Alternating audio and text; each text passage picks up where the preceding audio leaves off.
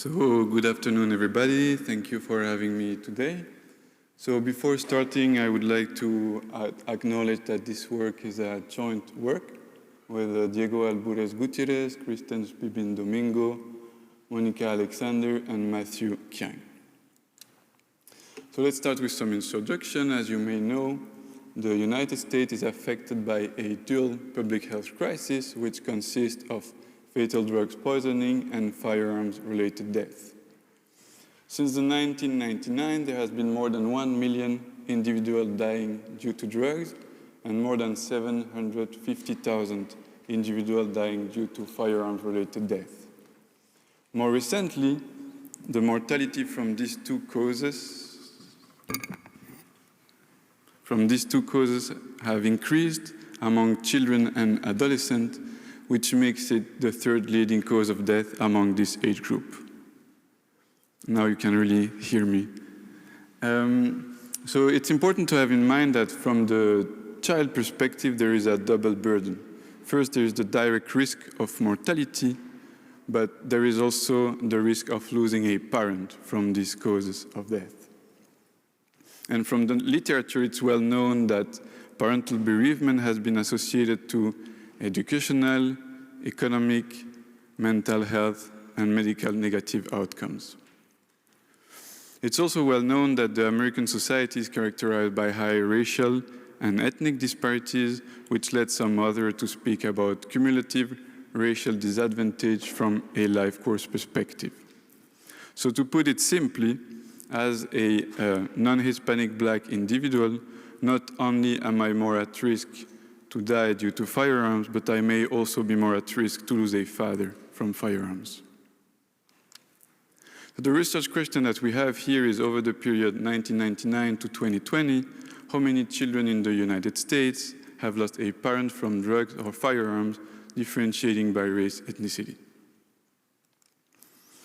So the data, we stratified our data according to year, race, ethnicity, age, sex, where race corresponds to the CDC categorization, the bridge race, and we focus on non-Hispanic Black, non-Hispanic White, Hispanic, and total, where total is the overall US population.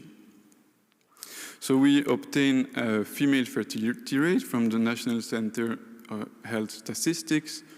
We also obtained multiple causes of death classified by ICD-10 code, and we differentiate between 3 causes of death: drugs-related death, firearms-related death, and all other causes of death combined. We also obtain population counts from the US Census Bureau, which allowed us to obtain cause-specific mortality rates and life table. Regarding the method, we use a matrix projection model for the parents of a child. This model has been proposed by Caswell and colleagues. And the variant that we're considering is time-varying, sex-differentiated, accounting for multiple causes of death. Importantly, the projection model is run separately for each race ethnic group. As you may know, this method is deterministic, so in order to obtain some uncertainty around our estimates, we place the projection within a Monte Carlo simulation. And the quantities we were interested in were incidence of parental death for children from drugs and firearms, number of orphans due to these 2 causes, and the probability of bereavement over all ages of a child. So let me now move to the results. So here on the x-axis, you have the years, y-axis, percentage of children impacted by parental death. Left and right panel corresponds to losing a parent from drugs and firearms, and bottom top panel represents losing a mother or losing a father. So let me start from and the colors, represent the race ethnicity. So if we're looking at the top left panel, we see that non-Hispanic white children have a higher percentage of mother loss due to drugs. Over the analyzed period, which is between 1999 and 2020, we see an increase for all race ethnicity. If we now focus on father, we see a similar hierarchy where non-Hispanic white children are mostly, their percentage is higher of losing a father from drugs. We also see an important increase for all race ethnicity, and that increase is at least threefold over the period. Importantly, for the latest year, we see that the percentage of non-Hispanic black children losing a father due to drugs catch up with the percentage of non-Hispanic white. If we now look at the firearms, so right panels, we see that fathers are mostly impacted by firearms, and within the subpopulation of fathers, it's mostly non-Hispanic black children that are losing a father due to firearms.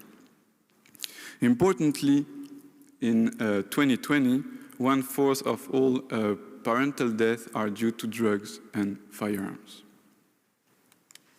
So here we're interested in the number of children that have lost at least one parent, so a mother, a father, or both, due to drugs and firearms. And we see that for the overall US population, in the year 1999, less than 20,000 children lost a parent due to drugs. In 2020, that number is close to 70,000. If we now focus on firearms, we see that on a yearly basis, usually less than 20,000 children were impacted by parental loss due to firearms, but in recent years, we see that this level is just above 20,000 per year.